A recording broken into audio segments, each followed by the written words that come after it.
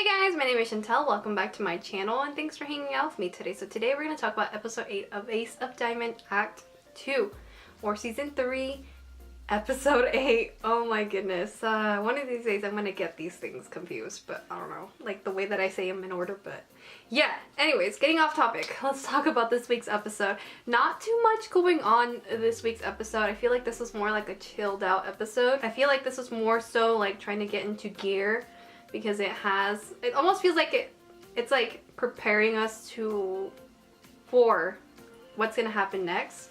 And I really like that because it, like, I don't know, just with like all these intense matches at Koshin and stuff like that, and then with the match with Inashiro and Yakushi was pretty intense too. So this is like a nice little break and a nice little like you know. But before we end up talking about Sei though, let's go ahead and talk about the last few minutes of Inashiro and Yakushi. Because we do see these two teams a little bit, and we basically get to see what Yakushi thought of this match.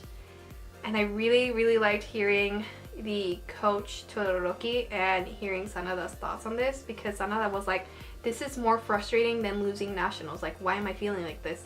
And I can't remember exactly if it was Sanada or Coach Todoroki that said this, but he was like, the reason why we're all feeling this way is because we had nothing, and once we got to this point, like this is like their first time experiencing something like this. And I thought that was really well said.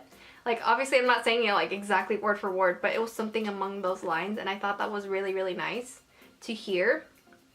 And it makes sense with Yakushi because they've never had this. They've never been like to nationals. Seeing like this underdog team go to nationals was kind of crazy. I mean, this is kind of like some haiku shit, but as I was saying, you know, like it makes sense why they would feel like this and frustrated, but also this, I feel like this helps them motivate them to get stronger, more determined, and just continue on forward of what they can do. And like they said, nationals was like on a different level, yes, but also so is Inashiro. Like it's really hard to describe because Inashiro is like the team to beat if you want to go to nationals. So to see like how they are currently against Inashiro, I feel like was a nice thing to see, and was able to like wake Yakushi up and was like, okay, what can we do?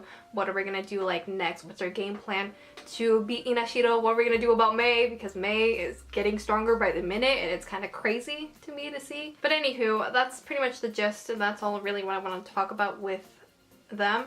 So now let's go ahead and talk about Sei, because yay! We finally got back the focus on my boys. It's been too long, man. Just one episode without Miyuki or my boy Kuramochi. It's been long, man. But I will say though, throughout this episode, it felt very like slideshowy, especially at the beginning. Like I noticed that a lot. I don't know, like it didn't really bug me, but I did notice it a lot. I don't know if anyone else noticed that.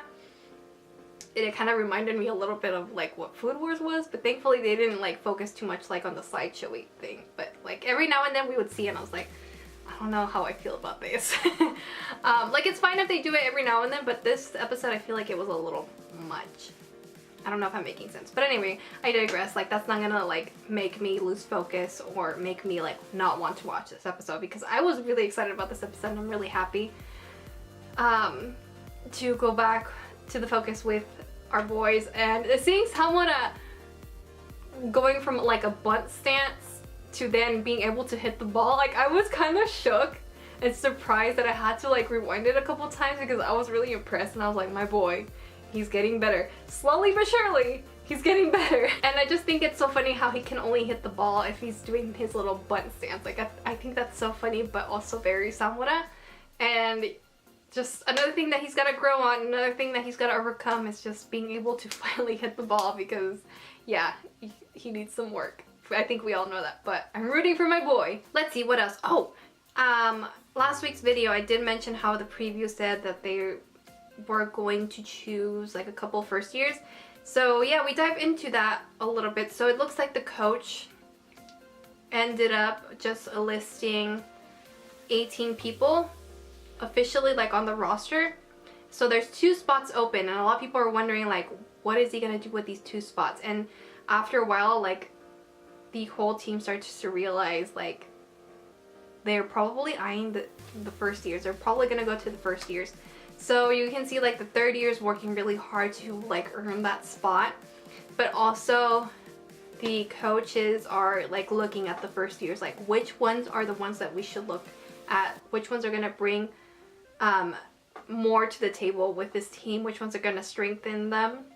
And from what I can see, it looks like we have like a couple of 4 first years that really catch people's attention, but specifically out of the 4, there's 2 that really shine the brightest, and that is Yuki's little brother and then Yui. So it was really interesting to see these 2 characters because Yui, as we learned in that like a few episodes back, he's pretty well known in his grade. And then we also have, like I said, Yuki's little brother, which I can't remember his name right now, but he is pretty much, I feel like anyway, just as strong as his brother, if not like even more.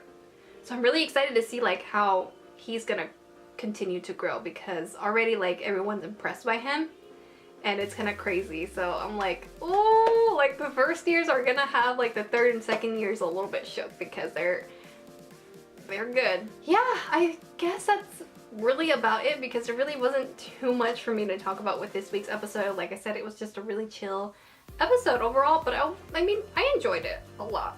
And I'm really excited to see like who they're gonna pick for these last 2 spots to join the first string team. So it's gonna be really interesting. Next episode, I'm really excited because yeah, there's like a certain thing that I'm really excited to see. But anyway, I guess I'll just leave it at that because I don't want to say too much or spoil anything.